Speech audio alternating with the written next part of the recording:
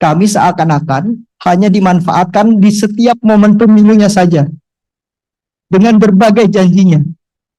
Tetapi ketika sudah duduk di kursi-kursi yang enak ini, bapak-bapak, ibu sekalian yang duduk di parlemen seakan-akan melupakan kami sebagai bagian daripada rakyat yang seharusnya diwakilkan setiap pertemuan rapatnya.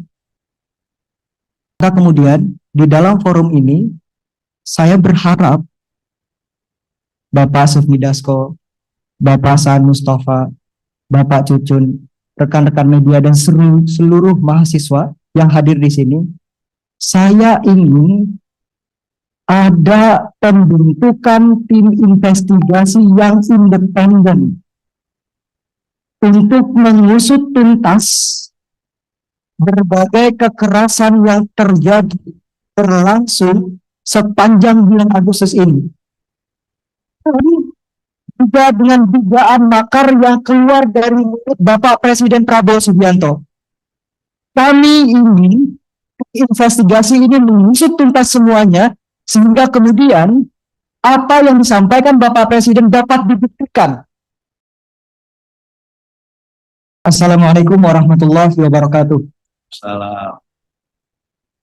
Perkenalkan, nama saya Agus Setiawan, Ketua Badan Eksekutif Mahasiswa Universitas Indonesia. Sebelumnya, perkenankan saya memberikan sebuah penafian bahwa hadirnya kami hari ini, baik dari BEM ataupun OKP yang ada di Indonesia, itu adalah bentuk kecintaan kami atas berbagai kondisi bangsa hari ini.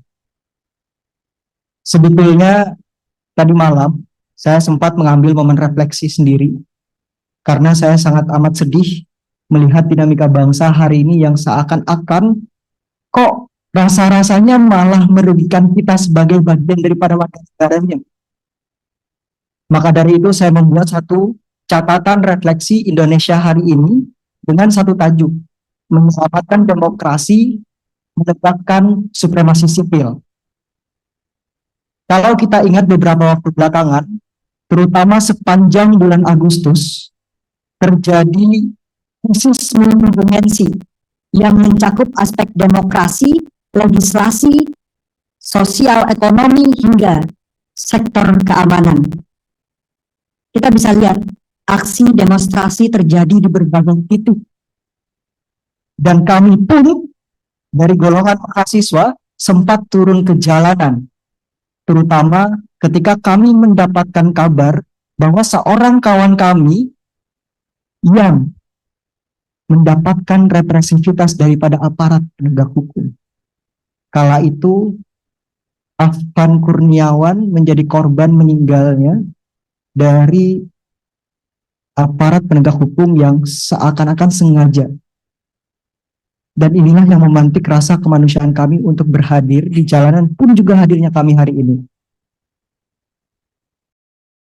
Lambat laun muncul statement dari Bapak Presiden Prabowo Subianto bahwa ada dugaan makar dari berbagai aksi yang barangkali terprovokasi oleh sebagian oknum.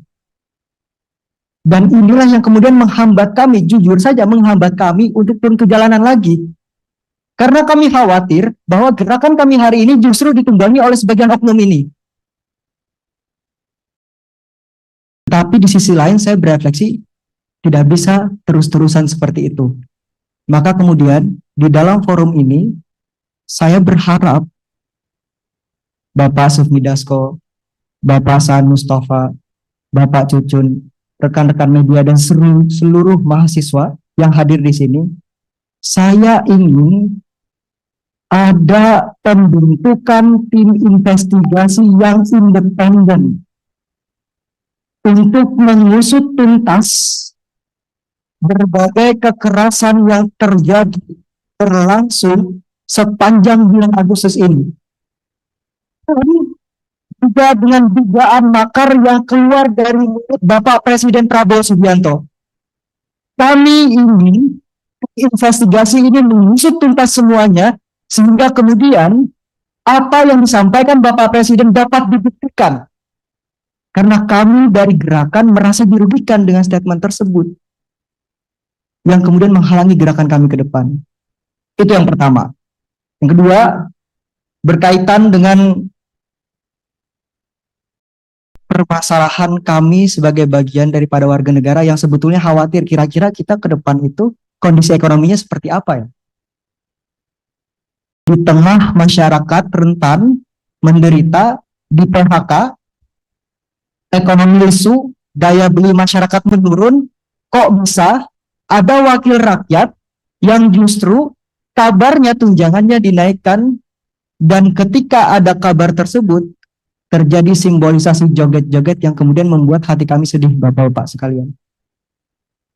Kami seakan-akan hanya dimanfaatkan di setiap momen pemilunya saja dengan berbagai janjinya.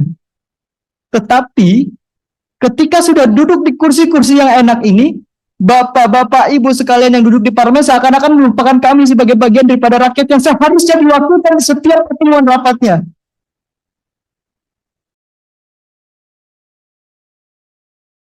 Dan saya pribadi sebagai generasi yang nantinya akan menerus perjuangan ini, saya khawatir bahwa narasi-narasi Indonesia Emas 2045, narasi-narasi bahwa apa yang ada hari ini adalah untuk anak cucu kita, justru tidak akan tercapai ke depannya. Maka dari itu saya berharap agar kita ingat kembali amanat rakyat, mandat rakyat yang dibebankan di pundak-pundak kita sekalian, agar betul-betul bisa kita perjuangkan. Mungkin itu yang ingin saya sampaikan. Tadi yang pertama, saya ingin ada tim investigasi independen untuk dibentuk sesegera mungkin, mengusut tuntas berbagai persoalan berkaitan dengan dugaan makar terutama. Sehingga kemudian kami bisa lebih lega bahwa gerakan kami hari ini ditunggangi oleh siapa, harus jelas dalangnya siapa. Dan yang kedua, kami berharap amanat yang dibebankan kepada pundak-pundak bapak-bapak sekalian itu betul-betul dijalankan untuk amanat rakyat. Mungkin itu saja dari saya. Terima kasih. Wassalamualaikum warahmatullahi wabarakatuh. Yang pertama, untuk Presiden Republik Indonesia, merevisi kebijakan fiskal pro rakyat. Yang kedua, audit menyeluruh BUMN yang merugi. Yang ketiga, moratorium kenaikan tarif listrik, air, dan BBM. Lalu untuk Dewan Perwakilan Rakyat Republik Indonesia, pembatalan kenaikan tunjangan dan gaji anggota DPR, pengesahan RUU perampasan aset dan RUU pelindungan data pribadi, dan audit kinerja integritas seluruh anggota DPR. Berkaitan juga dengan hal yang tadi saya sampaikan sebelumnya. Jika kita bandingkan remunerasi anggota parlemen dari negara-negara tetangga dan Indonesia, take home pay yang bapak-bapak sekalian dapatkan kurang lebih berkisar sebanyak 8.000 US dollar. Jika dibandingkan dengan rata-rata upah minimum rakyat, itu rasionya 40 banding 1, Pak. Dan berdasarkan produktivitas legislasi, hanya ada 12 undang-undang yang tercipta dalam setahun. Jika kita komparasi dengan negara-negara tetangga seperti Malaysia, Thailand, Singapura, dan Korea Selatan, Malaysia rasionya hanya 8 banding 1, Thailand 6 banding 1, Singapura 12 banding 1, Korea Selatan 4 banding 1. Bagaimana bisa negara berkembang yang rakyatnya begitu menderita ini, gaji DPR-nya 40 banding 1 rasionya? Saya rasa itu benar-benar harus digarisbawahi dan harus ditinjau ulang, Pak. Yang ketiga, yang selanjutnya, berdasarkan latar belakang saya di sektor transportasi dan logistik, saya menuntut untuk modernisasi logistik. Sebanyak 828 terminal logistik modern, yaitu 1 miliar per unit, sistem tracking digital untuk 100.000 truk nasional, cold storage network di 414 kabupaten atau kota, dan berikan subsidi transportasi publik, subsidi tarif 50% untuk 166 juta perjalanan per tahun, mengingat Indonesia dengan kapasitas penduduk yang begitu besar. Gratis transportasi untuk 8,28 juta keluarga miskin per tahun, dan program Kartu Jakartawan Nasional untuk 41,4 juta pengguna.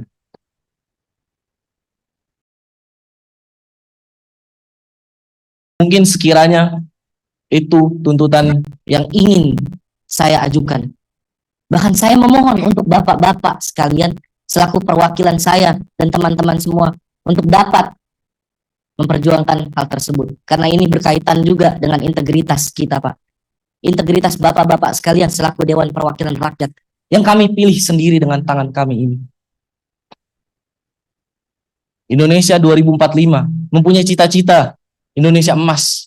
Hal itu didasarkan oleh bonus demografi yang nantinya kita dapatkan di tahun tersebut.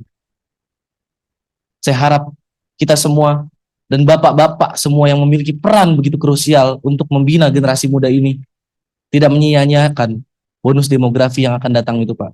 Sekian dari saya, terima kasih.